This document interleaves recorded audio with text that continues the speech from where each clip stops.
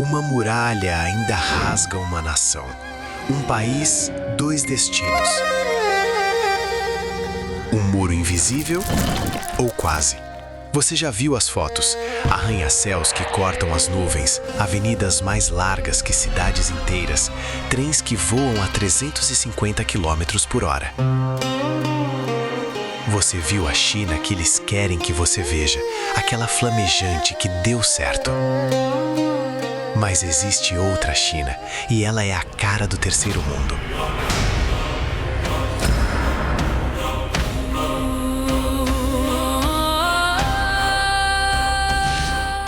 A China que acorda antes do sol, que trabalha a terra com as mãos e nada recebe, que nunca andou num trem-bala, que nunca vai andar, não porque não quer, porque não pode.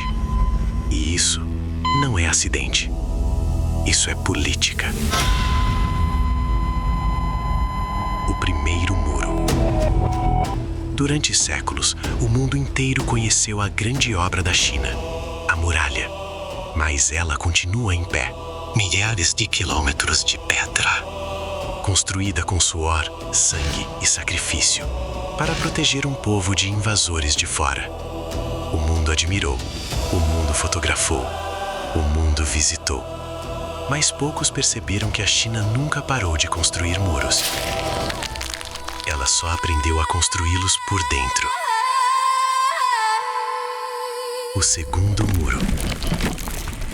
Em 1958, o governo chinês criou algo chamado Hupu, um registro, um documento. Parece simples, mas esse papel decidiu e ainda decide o destino de mais de 1 bilhão de pessoas. Este é o segundo muro da China.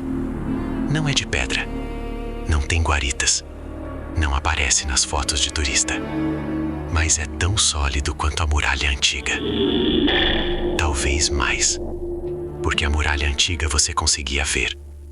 Este você não vê. E quem o construiu não foi um imperador do passado. Foi um partido. Um único partido que governa, decide e controla cada centímetro desse muro até hoje. O Hukou te classifica desde que você nasce. Rural ou urbano. Se você nasceu numa aldeia no interior de Sichuan, seu Hukou é rural e ele gruda em você como uma segunda pele. Você pode se mudar para Xangai, pode trabalhar em Xangai, pode construir Xangai tijolo por tijolo, mas sem o Hukou urbano de Xangai, seus filhos não estudam nas escolas de Xangai. Você não tem direito ao hospital de Xangai. Você não existe oficialmente em Xangai. Um muro, sem concreto, sem arame farpado, mas tão real quanto qualquer fronteira. A lógica fria. Nos anos 50, a China era um país destruído, humilhado por décadas de guerra, pobre de um jeito que hoje é difícil imaginar. Os líderes fizeram uma escolha brutal, fria, calculada. Não dá para salvar todo mundo ao mesmo tempo. Então vamos escolher quem vai crescer primeiro. Investiram nas cidades, nas zonas costeiras, em Xangai, Pequim, Shenzhen, Guangzhou, e deixaram o interior para trás. Conscientemente, deliberadamente. A aposta era que a China urbana crescesse tão rápido que um dia pudesse puxar a China rural junto. Em partes, funcionou.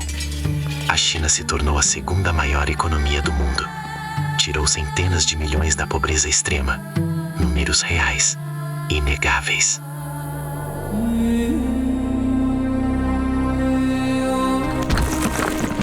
Mas o muro ficou.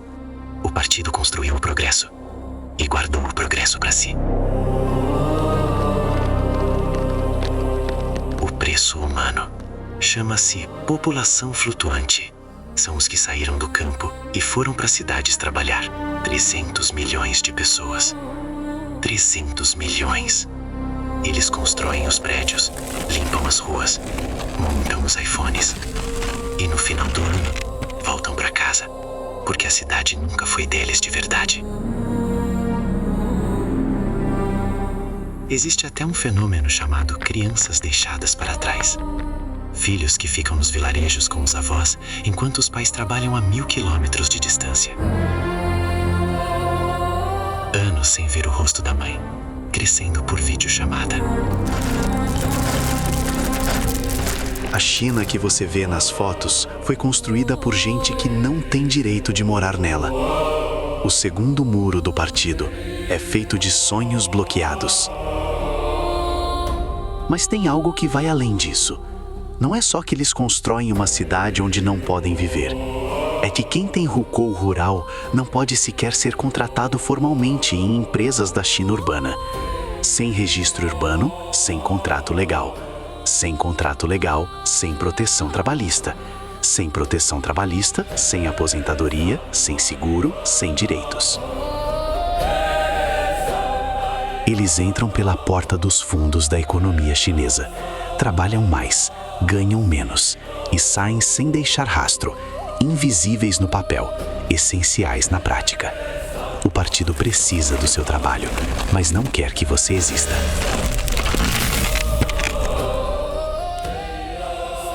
E quando o assunto é o coração, o muro do partido também não sai do caminho. Imagine 2 jovens, ela de uma cidade costeira, ele de uma aldeia no interior. Se apaixonam, querem construir uma vida juntos.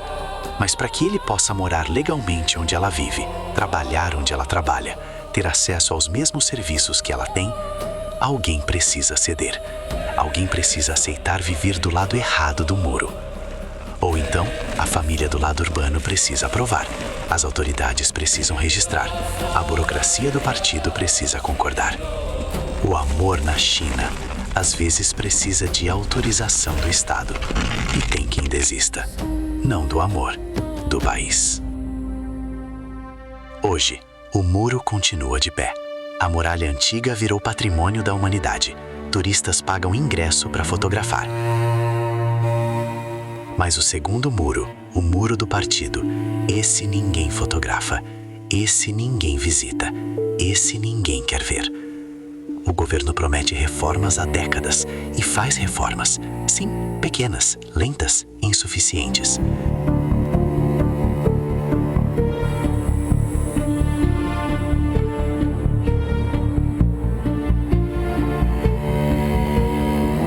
Porque o hukou não é só burocracia, é controle. Saber exatamente onde cada cidadão está. Saber exatamente o que cada cidadão pode fazer. Numa ditadura de partido único, isso tem um valor que nenhuma reforma paga fácil. Nascer do lado errado do muro do partido ainda significa uma vida inteira de limitações. 2 muros, uma China, um único partido que decide de que lado você vai ficar. A muralha da China levou séculos para ser construída. O segundo muro levou apenas um documento, uma caneta e a vontade de um partido de dividir o seu próprio povo.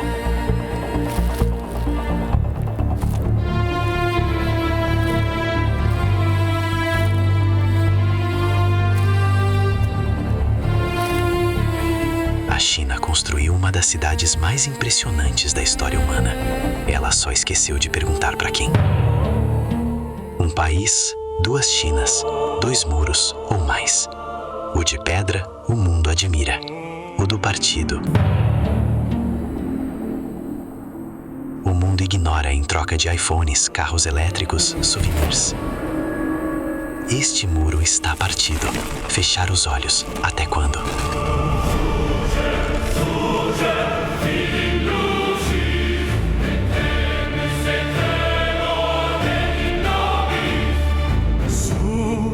E você que está assistindo isso até agora, não fique em cima do muro. Deixe o like aqui e vá derrubando as muralhas todas à sua volta.